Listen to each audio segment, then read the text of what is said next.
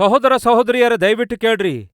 ದೇವರು ಮನುಷ್ಯನನ್ನು ಪ್ರೀತಿಸಿದ್ರು, ಎಷ್ಟೋ ಹೆಚ್ಚಾಗಿ ಪ್ರೀತಿಸಿದ್ರು. ತನ್ನ ಹೋಲಿಕೆಯ ಮೇರೆಗೆ ತನ್ನ ಸ್ವರೂಪದಲ್ಲಿ ಮನುಷ್ಯನನ್ನು ಸೃಷ್ಟಿಸಿದ ದೇವರು ತನ್ನ ಕಣ್ಮುಂದೆಯೇ ತನ್ನ ಮಗುವಾಗಿರುವ ಮನುಷ್ಯನು ಹಾಳಾಗಿ ಪತನವಾಗುತ್ತಿರುವಾಗ ನೋಡಿದಂತಹ ದೇವರು ನೋಡ್ತಾ ನೋಡ್ತಾ ಮೌನವಾಗಿ ಇರಲಿಕ್ಕಾಗ್ಲಿಲ್ಲ. ಅದಕ್ಕಾಗಿಯೇ ತಾನೇ ಈ ಭೂಲೋಕಕ್ಕೆ ಇಳಿದು ಬಂದನು. ಒಮ್ಮೆ ಒಬ್ಬ ರಾಜನ ಬಳಿಯಲ್ಲಿದ್ದ ಮಂತ್ರಿ ಯೇಸುವಿನ ಕುರಿತಾಗಿ ಹೇಳ್ತಾ ಇದ್ದ, ರಾಜಾ, ಯೇಸು ಬಹಳ ಪ್ರತ್ಯೇಕನಾದ ದೇವರು, ಲೋಕ ರಕ್ಷಕನು. ಆತನು ಸೃಷ್ಟಿಸಿರುವ ಮನುಷ್ಯರು ಹಾಳಾಗಿ ಹೋಗಿ ಪತನವಾಗುತ್ತಿರುವಾಗ, ಪಾತಾಳಕ್ಕೆ ಹೋಗುತ್ತಾ ಇರುವಾಗ ತಾನೇ ಅವರನ್ನು ರಕ್ಷಿಸಬೇಕೆಂದು ಈ ಭೂಲೋಕಕ್ಕೆ ಇಳಿದು ಬಂದಿದ್ದಾರೆ ರಾಜಾ. ಅಂದಾಗ ರಾಜನಿಗೆ ಕೋಪ ಬಂತು. ಬುದ್ಧಿಗೇಡಿಯಂತೆ ಮಾತಾಡಬೇಡ. ಯಾಕೆಂದರೆ ಒಂದು ವೇಳೆ ನೀನ್ ಹೇಳಿದಂತೆ ದೇವರು ಮನುಷ್ಯನನ್ನು ರಕ್ಷಿಸಬೇಕು ಅಂದುಕೊಂಡಿದ್ದೇ ಆದರೆ ಆತನೇ ಯಾಕೆ ಇಳಿದು ಬರಬೇಕು? ಒಬ್ಬ ದೂತನನ್ನೋ, ಒಂದು ದೇವತೆಯನ್ನೋ, ಇಲ್ಲವೇ ಅವತಾರ ಪುರುಷರನ್ನೋ ಮತ್ತೊಬ್ಬರನ್ನು ಕಳಿಸ್ಬೇಕಿತ್ತಲ್ಲವೇ? ನನ್ನ ರಾಜ್ಯದ ಪ್ರಜೆಗಳಿಗೇನಾದ್ರೂ ಕಷ್ಟ ಬಂತು ಅಂದ್ಕೋ, ಆಗ ನಾನೇನ್ ಮಾಡ್ತೇನೆ? ಬೇರೆ ಯಾರನ್ನೋ ಕಳಿಸ್ತೇನೆ ಅವರ ಕಷ್ಟ ತೀರಿಸಿ ಎನ್ನುವುದಕ್ಕಾಗಿ. ನಾನೇ ಹೋಗೋದಿಲ್ವಲ್ಲ? ಮತ್ತೆ ದೇವರು ಕೂಡ ಪ್ರಜೆಗಳಿಗೆ ಕಷ್ಟ ಬಂದಾಗ ಬೇರೆ ಯಾರನ್ನೋ ಭೂಲೋಕಕ್ಕೆ ಕಳುಹಿಸಿ ಮನುಷ್ಯರನ್ನು ರಕ್ಷಿಸುವ ಪ್ರಯತ್ನ ಮಾಡಬೇಕೇ ಹೊರತು ಆತನೇ ಯಾಕೆ ಇಳಿದು ಬಂದ? ಅರ್ಥವಿಲ್ಲದ ಮಾತು ಯಾಕೆ ಆಡ್ತಾ ಇದ್ದೀ ಎಂದು ಹೇಳಿ ಮಂತ್ರಿಯ ಬಾಯನ್ನು ಮುಚ್ಚಿಸಿದ. ಮಂತ್ರಿ ಮೌನವಾಗಿದ್ದ. ಮರುದಿವಸ ರಾಜನು ಮತ್ತು ಮಂತ್ರಿ, ಸೈನ್ಯಾಧಿಪತಿ ಇವರೆಲ್ಲರೂ ಸೇರಿ ವಿಹಾರ ಯಾತ್ರೆಗೆ ಹೋಗ್ತಾರೆ. ಒಂದು ದೊಡ್ಡ ನದಿಯಲ್ಲಿ ವಿಹಾರಕ್ಕಾಗಿ ಹೋಗ್ತಾರೆ, ಒಂದು ಹಡಗಿನಲ್ಲಿ. ಹಾಗೆ ಹಡಗಿನಲ್ಲಿ ರಾಜ, ಮಂತ್ರಿ, ಸೈನ್ಯಾಧಿಪತಿ, ಹಿಂದೆ ಸೈನಿಕರು ರಾಜನೊಂದಿಗೆ ಹೋಗ್ತಾ ಇರುವಾಗ ರಾಜನ ದೃಷ್ಟಿ ದಡದ ಮೇಲೆ ಬಿತ್ತು. ಆ ದಡದಲ್ಲಿ ರಾಜನ ಕುಮಾರನು, ಅಂದ್ರೆ ರಾಜನ ಮಗನು, ಆ ರಾಜನ ಪ್ಯಾಲೇಸ್ ಹೊರಗಡೆ ಇರುವ ಈ ಚಿಕ್ಕ ನದಿಯ ದಡದ ಹತ್ತಿರ ಆಟ ಆಡುತ್ತಾ ಆಡುತ್ತಾ ಕಾಲ್ಜಾರಿ ಅಕಸ್ಮಾತ್ತಾಗಿ ಆ ನದಿಯೊಳಗೆ ಬಿದ್ದ, ನೀರೊಳಗೆ ಬಿದ್ದ. ಯಾವಾಗ ರಾಜಕುಮಾರ ಅಕಸ್ಮಾತ್ತಾಗಿ ನೀರಲ್ಲಿ ಬಿದ್ದನೋ, ರಾಜನು ತಾನು ಕೂಡ ತಕ್ಷಣವೇ ನೀರೊಳಗೆ ಧುಮುಕುತ್ತಾನೆ. ಒಂದು ಕ್ಷಣವೂ ಕೂಡ ಆಲೋಚಿಸದಂತೆ ಅಕಸ್ಮಾತ್ತಾಗಿ ನೀರೊಳಗಡೆ ಧುಮುಕಿ ಈಜಾಡುತ್ತಾ ಮುಳುಗುತ್ತಿರುವ ತನ್ನ ಮಗನಿಗೆ ಗಟ್ಟಿಯಾಗಿ ಅಪ್ಪಿಕೊಂಡು ರಕ್ಷಿಸಿಕೊಂಡು ಹೊರಗೆ ತರ್ತಾನೆ. ಮಗನು ಬದುಕಿದ್ದಕ್ಕೆ ಸಾಕಪ್ಪ, ನನ್ನ ಮಗನನ್ನು ನಾನು ಕಾಪಾಡಿಕೊಂಡೆ ಎಂಬುದಾಗಿ ಸಂತೃಪ್ತಿ ವ್ಯಕ್ತಪಡಿಸ್ತಾನೆ. ಆಗ ಮಂತ್ರಿ ಹಾಗೂ ಸೈನ್ಯಾಧಿಪತಿ ಇವರೆಲ್ಲರೂ ಕೂಡ ರಾಜನ ಸುತ್ತ ಇರುವಾಗ ಮಂತ್ರಿ ಕೇಳ್ತಾನೆ, ರಾಜಾ, ನಿಮ್ಮ ಮಗನು ನೀರೊಳಗೆ ಕಾಲ್ಜಾರಿ ಬಿದ್ದಾಗ ಮಂತ್ರಿಯಾಗಿ ನಾನು ಧುಮುಕಬೇಕಂದೆ, ಸೈನ್ಯಾಧಿಪತಿ ಧುಮುಕಬೇಕು ಅಂದ, ಸೈನಿಕರು ಧುಮುಕಬೇಕಂದ್ಕೊಂಡಿದ್ರು. ಆದರೆ ನಮ್ಮೆಲ್ಲರಿಗೆ ನಿಲ್ಲಿರಿ ಅಂತ ನೀವು ಹೇಳಿ ನೀವ್ಯಾಕೆ ಧುಮುಕಿದಿರಿ ರಾಜಾ? ನಮಗೆ ಒಂದು ಮಾತು ಹೇಳಿದ್ರೆ ನಾವೇ ಧುಮುಕುತ್ತಾ ಇದ್ದೇವಲ್ಲವೋ? ನಿಮ್ಮ ಮಗನಿಗೆ ನಾವು ರಕ್ಷಿಸುತ್ತಾ ಇದ್ದೇವಲ್ಲವೋ? ನಮಗಿಂತ ಮುಂಚೆ ನೀವ್ಯಾಕೆ ಧುಮುಕುದ್ರಿ ಎಂದು ಕೇಳಿದ್ರೆ ರಾಜ ಹೇಳ್ತಾನೆ, ಯಾಕೆ ಧುಮುಕಿದೆ ಅಂದರೆ, ಎಷ್ಟೇ ಆಗಲಿ ಹೆತ್ತ ಪ್ರೇಮ ಅಲ್ಲವೋ? ಆ ಹೆತ್ತ ಕರುಳು ನನ್ನನ್ನು ಕರೆದಿರೋದ್ರಿಂದಲೇ ನಿಮಗ್ಯಾರಿಗೂ ನಾನು ಹೇಳಲಾರದಂತೆ ನಾನೇ ಧುಮುಕಿ ನನ್ನ ಮಗನನ್ನು ರಕ್ಷಿಸಿಕೊಳ್ಳಬೇಕೆಂದು ಬಯಸಿದೆ.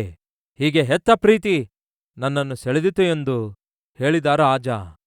ಆಗ ಮಂತ್ರಿ ಹೇಳ್ತಾನೆ, ರಾಜ, ನೀವೇನಂದಿದ್ರಿ?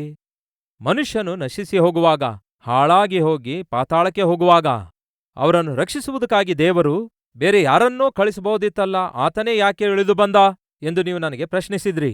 ನಿಮ್ಮ ಮಗನು ನಶಿಸಿ ಹೋಗುವಾಗ, ನಿಮ್ಮ ಮಗನು ಮುಳುಗಿ ಹೋಗುವಾಗ ನಮ್ಮೆಲ್ಲರಿಗೆ ಅಪ್ಪಣೆ ಕೊಟ್ಟರೆ ನಾವೇ ಧುಮುಕುತ್ತಾ ಇದ್ದೇವಲ್ಲವೋ?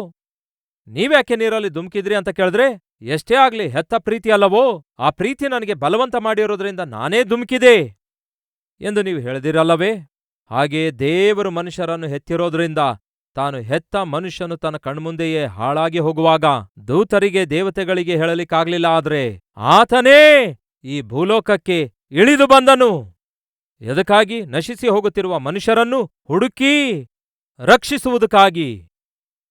ಅದಕ್ಕಾಗಿಯೇ ಈ ದಿನ ಪ್ರಪಂಚವೆಲ್ಲವೂ ಕೂಡ ಯೇಸುಕ್ರಿಸ್ತನ ಜನನದ ಕುರಿತಾಗಿ ಹಬ್ಬ ಆಚರಿಸುತ್ತಾ ಹಬ್ಬ ಮಾಡುತ್ತಿರುವುದಕ್ಕೆ ಕಾರಣವೇನೆಂದರೆ, ಪಾಪಿಯನ್ನು ರಕ್ಷಿಸುವುದಕ್ಕಾಗಿ ದೇವರೇ ಈ ಭೂಲೋಕಕ್ಕೆ ಇಳಿದು ಬಂದಿದ್ದಾರೆ.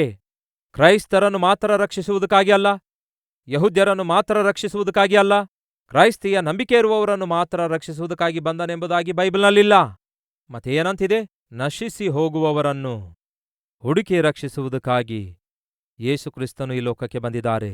ಅಂದರೆ ಮತ ಏನೇ ಆಗಿರ್ಬೋದು, ಕುಲ ಏನೇ ಆಗಿರ್ಬೋದು, ನಿಮ್ಮ ಪ್ರಾಂತ್ಯ ಏನೇ ಆಗಿರ್ಬೋದು, ನಂಬಿಕೆ ವಿಶ್ವಾಸ ಏನೇ ಆಗಿರ್ಬೋದು, ನಾವೆಲ್ಲರೂ ಕೂಡ ಬೆಳಗ್ಗೆ ಎದ್ರೆ ರಾತ್ರಿಯವರೆಗೂ ತಿಳಿದೋ ತಿಳಿಯದೆಯೋ ಎಷ್ಟೋ ತಪ್ಪುಗಳನ್ನು ಮಾಡಿದೆವು, ತಪ್ಪು ಕೆಲಸಗಳನ್ನು ಮಾಡಿದೆವು. ಇವೆಲ್ಲವುಗಳಿಗೆ ಬರಬೇಕಾದದ್ದು ನರಕ ಶಿಕ್ಷೆ. ಆ ನರಕಕ್ಕೆ ನಾವು ಹೋಗಬಾರದೆಂದು, ಆ ನರಕದಲ್ಲಿ ನಾವು ಸುಟ್ಟಿ ಸಾಯಬಾರದೆಂದು ನಮ್ಮನ್ನು ಪ್ರಾಣದಂತೆ ಪ್ರೀತಿಸಿದ ದೇವರೇ ಈ ಭೂಲೋಕಕ್ಕೆ ಇಳಿದು ಬಂದಿದ್ದಾನೆ. ಆತನು ಜನಿಸಿದಾಗ ಆಕಾಶದಲ್ಲಿ ಒಂದು ನಕ್ಷತ್ರ ಕಾಣಿಸಿತು. ನಕ್ಷತ್ರಗಳನ್ನು ಪರಿಶೀಲಿಸುವ ಪರಿಶೋಧಕರಾಗಿರುವಂತಹ ಜ್ಞಾನಿಗಳು ಆ ನಕ್ಷತ್ರ ನೋಡಿದಾಗ ಅವರಿಗೊಂದು ಸತ್ಯ ಗೊತ್ತಾಯಿತು. ಅದೇನೆಂದರೆ, ಲೋಕವನ್ನು ಉದ್ಧರಿಸುವಂತಹ, ಲೋಕವನ್ನೇ ರಕ್ಷಿಸುವಂತಹ ಮಹಾರಾಜನು ಜನಿಸಿದ್ದಾನೆ.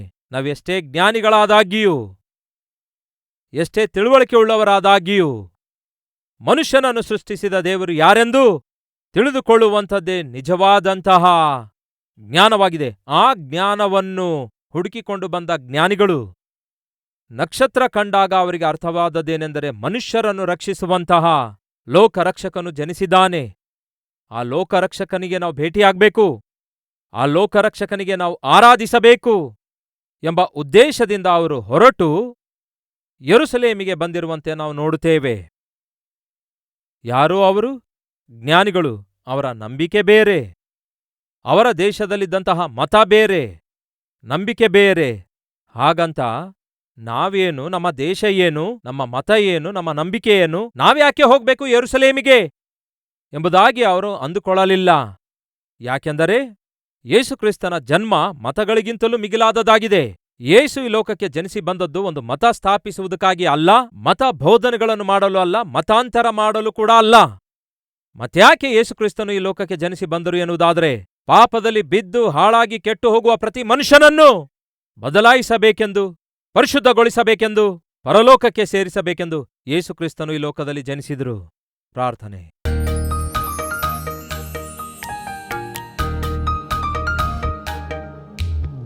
ಮಹಾಪರಿಶುದ್ಧನಾದ ಪ್ರೀತಿಯುಳ್ಳ ತಂದೆಯೇ, ಈ ಲೋಕಕ್ಕೆ ಒಂದು ಮತವನ್ನು ಸ್ಥಾಪಿಸಲು ನೀವು ಬರಲಿಲ್ಲ, ಆದರೆ ಪರಲೋಕಕ್ಕೆ ಮಾರ್ಗವನ್ನು ತೋರಿಸಲು ನೀವು ಬಂದಿದ್ದೀರಿ. ಎಷ್ಟೇ ಪಾಪಿಷ್ಠನಾದಾಗಿಯೂ ಪರಿಶುದ್ಧನಾಗಿ ಜೀವಿಸಬಹುದು, ಪರಿವರ್ತನೆ ಪಡೆದುಕೊಳ್ಳಬಹುದು, ಪ್ರವರ್ತನೆಯಲ್ಲಿ ಮಾರ್ಪಡುವಿಕೆ ತಂದುಕೊಳ್ಳಬಹುದು. ಅದು ನಿಮ್ಮಿಂದ ಮಾತ್ರವೇ ಸಾಧ್ಯವೆಂಬ ವಾಸ್ತವವನ್ನು ನಿಮ್ಮ ವಾಕ್ಯದ ಮೂಲಕ ನೇರವಾಗಿ ಸ್ಪಷ್ಟವಾಗಿ ನಮಗೆ ತಿಳಿಯಪಡಿಸಿದ್ದಕ್ಕಾಗಿ ವಂದನೆಗಳು. ನಮ್ಮ ಜೀವಿತಗಳನ್ನು ಬದಲಾಯಿಸಿರಿ ದೇವರೇ. ಶಾಂತಿ ಇಲ್ಲದಂತಹ, ಸಮಾಧಾನವಿಲ್ಲದಂತಹ, ಸಂತೋಷವಿಲ್ಲದಂತಹ, ಸಂತೃಪ್ತಿ ಇಲ್ಲದಂತಹ, ಸತ್ಪ್ರವರ್ತನೆ ಇಲ್ಲದಂತಹ ನಮ್ಮ ಜೀವಿತಗಳನ್ನು ಈಗೋ ನಿಮ್ಮ ಬಳಿಗೆ ತರುತ್ತಿದ್ದೇವೆ. ಅಂಗೀಕರಿಸಿರಿ, ಬದಲಾಯಿಸಿರಿ ದೇವರೇ. ಉಪಯುಕ್ತ ಪಾತ್ರೆಗಳನ್ನಾಗಿ, ಅನೇಕರಿಗೆ ಆದರ್ಶಕರವಾಗಿ, ಅನೇಕರಿಗೆ ಆಶೀರ್ವಾದಕರವಾಗಿ ನಮ್ಮ ಜೀವಿತಗಳನ್ನು ಮಾಡಿ ಆಶೀರ್ವದಿಸಿರಿ ಎಂದು ಯೇಸುವಿನ ನಾಮದಲ್ಲಿ ಬೇಡಿ ಹೊಂದಿದ್ದೇವೆ ತಂದೆಯೇ. ಆಮೇನ್.